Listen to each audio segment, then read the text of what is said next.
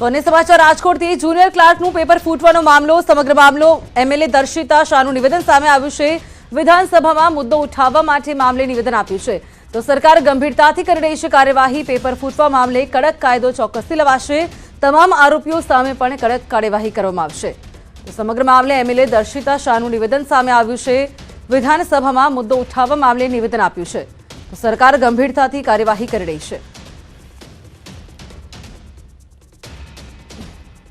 सरकार आ बाबते पगला लई ज रही है અને જે કોઈ પણ આની સામે આ ગંભીર ભૂલ કરી છે તેની સામે દંડાત્મક પગલાં સરકાર દ્વારા લેવામાં આવશે ને ખૂબ કડક કાર્યવાહી આ બાબતે કરવામાં આવશે। સરકાર આ બાબતે ખૂબ ગંભીરતા વિચારી રહી છે, ખૂબ કડક કાયદો પણ આના માટે કરશે ને કડક કાર્યવાહી પણ આના માટે કરશે। જુનિયર ક્લાર્કનું પેપર લીક થતા સુરતના એનએસયુઆઈ અને સીવાયએસએસના કાર્યકરો કલેક્ટરને આવેદનપત્ર આપશે તો આપના નેતાઓ અને કોર્પોરેટરો પણ ત્યાં પહોંચ્યા હતા। કલેક્ટર કચેરી બહાર પોલીસનો ચુસ્ત બંદોબસ્ત ગોઠવવામાં આવ્યો છે। પોલીસ દ્વારા કાર્યકરોને રોકવામાં પણ આવ્યા હતા, જેને લઈને કાર્યકરો અને વિદ્યાર્થીઓએ કચેરી બહાર વિરોધ નોંધાવ્યો હતો। સાથે તેઓએ સૂત્રોચ્ચાર પણ કર્યા હતા। એનએસયુઆઈના કાર્યકરોએ માંગ કરી છે કે તમામ વિરુદ્ધ કાર્યવાહી ચોક્કસથી કરવામાં આવે તો બીજી તરફ આપ પાર્ટી દ્વારા પણ જવાબદાર સામે કાયદેસરની કાર્યવાહીની માંગ કરાઈ છે।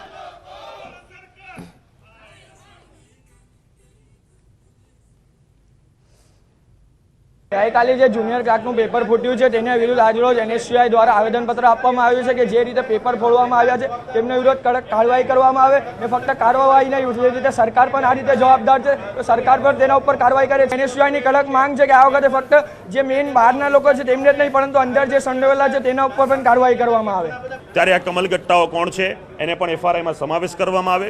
સુપ્રીમ કોર્ટ અને હાઈકોર્ટના જજોની આગેવાનીમાં સીટની રચના થવી જોઈએ અને એમાં જે કોઈ પણ આરોપીઓ છે એનો ઉમેરો થવો જોઈએ। તો 30 દિવસની અંદર ચુકાદો આવે માટે ફાસ્ટ ટ્રાયલ કોર્ટની નિમણૂક કરી ખાસ સરકારી વકીલની નિમણૂકની સાથે દિન 30ની અંદર ડે ટુ ડે કોર્ટમાં ટ્રાયલ ચલાવીને જજમેન્ટ આવે માટેની વ્યવસ્થા ઊભી થાય।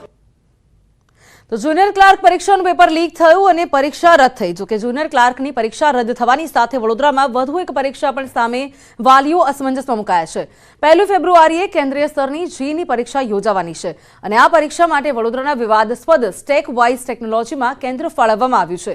તો પેપર લીક કેસમાં પોલીસે સેન્ટર બંધ કરાવીને બંદોબસ્ત ગોઠવાયો છે, જેને લઈને જી પરીક્ષાના વિદ્યાર્થીઓ અને વાલીઓના શ્વાસ અદ્ધર થયા છે। વાલીઓનું કહેવું છે કે આ સ્થિતિમાં આ સેન્ટર પર પરીક્ષા યોજાશે કે નહીં તે પણ એક મોટો સવાલ છે। વાલીઓએ આ અંગે દિલ્હી ડિપાર્ટમેન્ટ ઓફ હાયર એજ્યુકેશનમાં પણ રજૂઆત કરી છે। તેમનું કહેવું છે કે પરીક્ષા સ્થળ બદલો અથવા તો પરીક્ષાની તારીખ બદલો। મારી છોકરીની 1લી તારીખે જેડબલઈ મેઇનની એક્ઝામ છે। લગભગ ઘણા બધા વિદ્યાર્થીઓની 1લી તારીખે એક્ઝામ છે। બરોડામાં 2-3 સેન્ટર પર એક્ઝામ થાય છે તો આ એક્ઝામ ખરેખર અહીંયા થશે કે નહીં એની તપાસ કરવા આવ્યો તો પણ એવું જાણવા મળ્યું છે કે પોલીસે આ સેન્ટર સીલ કરેલું છે તો ખબર નથી શું થશે એક્ઝામનું। એટલે કાં તો અમને એક્ઝામ સેન્ટર બદલી આપે કાં તો એક્ઝામ ડેટ બદલીને કરે, પણ એનટીએ આના માટે બહુ ખૂબ ઝડપથી નિર્ણય લેવો જોઈએ એટલે છોકરાઓ જે ડોડરમમાં કે ટેન્શનમાં છે એનો અંત આવે। અને હવે વાત કરીએ મોરબી દુર્ઘટના કેસની ચાર્જશીટની।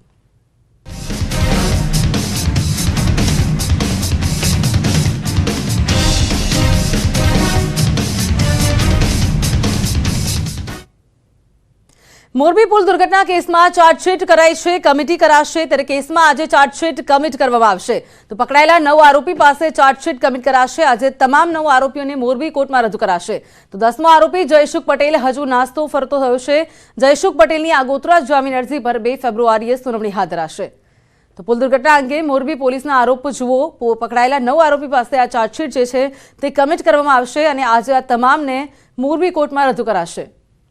તો કેવી બેદરકારી અને નિષ્કાળજીથી આ બનાવ સમગ્ર બન્યો હતો તેને લઈને તમામ પગલાં હાલ ભરાઈ રહ્યા છે। ત્યારે મોરબી પુલ દુર્ઘટના કેસમાં પોલીસે તાજેતરમાં મોરબી કોર્ટમાં આરોપનામું રજૂ કર્યું છે।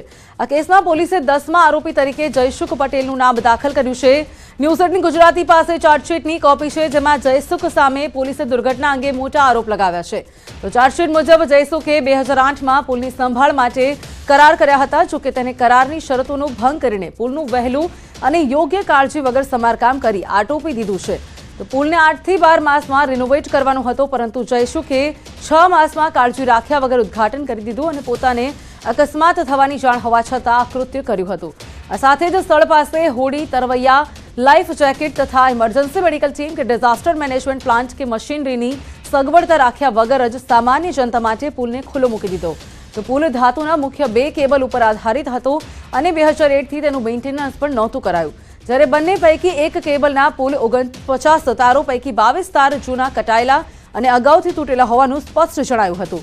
આ સાથે ટેકનિકલ નહીં પણ માત્ર ફેબ્રિકેશનના કામના જાણકાર પાસે ઉતાવળથી તપાસ કરાવીને પુલનું ઉદ્ઘાટન કરાવ્યું અને પોલીસના આરોપ મુજબ આરોપીની ગંભીર બેદરકારી અને નિષ્કાળજીના લીધે આ સમગ્ર બનાવ બન્યો હતો. તો બનાવ બન્યા બાદ બચાવ રાહત કામગીરીમાં મદદરૂપ નહીં થઈને તેમજ તપાસના કામો પૂરતો સહકાર નહીં આપી નાસ્તા ફરે છે જયસુખ પટેલ. તો ખૂબ જ આરોપ લાગ્યા છે જયસુખ પટેલ સામે. આ ચાર્જશીટની અંદર આરોપ લાગવામાં આવ્યા છે.